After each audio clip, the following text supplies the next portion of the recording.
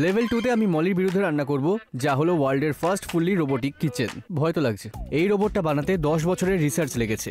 এই রোবট শেফেদের নড়াচড়া কপি করতে পারে আর এর মেমোরিতে 5000-এরও বেশি রেসিপি আপলোড করা আছে। আমরা হেড টু হেড দেখবো কে বেটার পাস্তার ডিশ বানাতে পারে, আর একদম শেষে একটা ব্লাইন্ড টেস্ট ডিসাইড করবে এই রাউন্ডে কে জিতেছে। রান্না শুরু করার আগে আমি রেসিপিটা চুজ করব যেটা মলি আজকে রান্না করবে।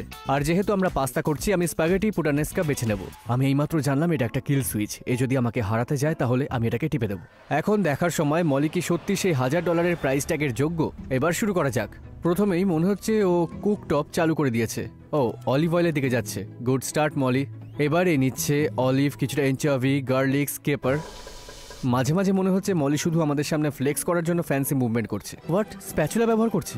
মলি এখন প্যানের তলাটাকে স্ক্র্যাপ করছে, এটা নিশ্চিত করতে যেন সব সুস্বাদু টুকরোগুলো ওখানে বসে পুড়ে না যায়। এই কম্পিটিশনটা আমি যত বেশি দেখছি ততই আমি বেশি নার্ভাস হয়ে যাচ্ছি। ভাবছি রেড বাটনটা টিপেই দিই। এরপরে ও শুধু ট্যাপ করলো আর স্প্যাচুলা থেকে এক্সট্রা ইনগ্রেডিয়েন্টস স্ক্র্যাপ করে দিল। এটা কিন্তু আনবিলিভেবল। আর এরপরে আমরা টমেটো সস দিয়ে সব মিশিয়ে নিচ্ছি। এবার আসছে পাস্তা। ও আবার ট্যাপ করলো। মনে হচ্ছে এবার বারবারই হয়ে যাচ্ছে। দেখতে পাচ্ছি কিছুটা পাস্তা জলের উপরে উকি মারছে, তাই আমি দেখতে চাই যে মলি কি এমন কোনো ব্যবস্থা নেবে যাতে পাস্তা জলের তলায় চলে যায়। ও এটা দেখে যে কেউ বলতেই পারে যে রোবট কি এখন আমার কথা শুনে কাজ করলো নাকি নিজে থেকেই এতটা স্মার্ট। তো আমি গেস করছি যে মলি এখন একেবারে সঠিক সময়টাকে ধরে রেখেছে। আর হয়তো আমি এখন ভাবছি যে এটা হয়তো আমার জীবনে দেখা সবচেয়ে পারফেক্টভাবে রান্না করা পাস্তার আইটেম। ও একটা নুডল মিস করেছে মলি, আমি হেল্প করে দিই। এটা খুব ভালো কুকড।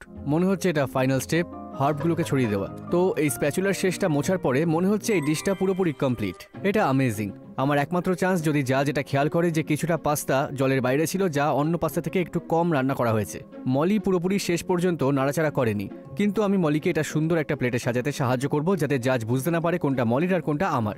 এই চ্যালেঞ্জটা আমি একটু নার্ভাস হয়ে শুরু করছি, কিন্তু আমার ডিশের জন্য আমি উনি বাটার পাস্তা বানাবো।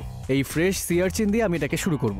সিয়ারচিনের স্বাদ অনেকটা মাখনের মতো, তাই এটা আমাদের পাস্তার জন্য পারফেক্ট হবে। প্রথমে আমি এগুলো একটা ছোট ব্লেন্ডারে দেবো, প্রচুর পরিমাণে ব্যবহার করব। তারপর একটু অ্যাসিডিটির জন্য আমি একটু ইউজু জুস দেবো, আর একটু রঙের জন্য দেবো আমি এই সাফরান অয়েল।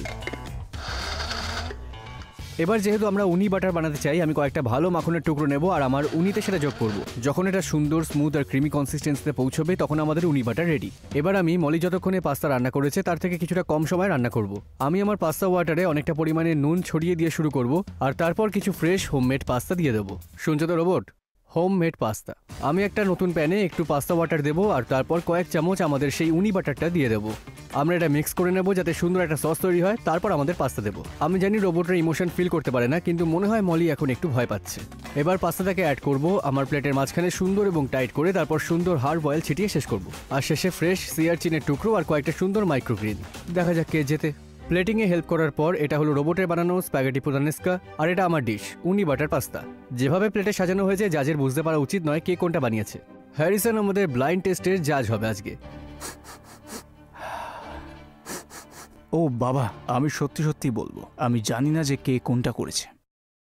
আমি ইউনি বার পাস্তা খাবো আগে। উনি আগে কখনো খাইনি বাই দ্য ওয়ে, তো এটা আমার প্রথমবার হবে উনি খাওয়া। এটা অসাধারণ। পুটানেস্কা, চলো দেখি। এটা এটা এটা সত্যি ভালো। আমি শুধু ভাবছি যে একটা রোবট অলিভ কেটে ওপরে এসব কি করে ছড়ালো, আবার এখানে আমরা উনি কি করে পেলাম। এটা ভুল করলে আমি জানি না। এখন আমার মনে হয় রোবট বানিয়েছে উনি পাস্তা। আমি বলবো পুটানেস্কার স্বাদ আরো ভালো, কিন্তু ওটাই রোবট বানিয়েছে। হতেই পারে না। I am so sorry. আমি রোবটের কাছে হেরে গেলাম, যেটা হওয়ারই ছিল। তাহলে এখন রেজাল্ট 1-1 টাই, আর এখন নির্ভর করছে থার্ড রাউন্ডে।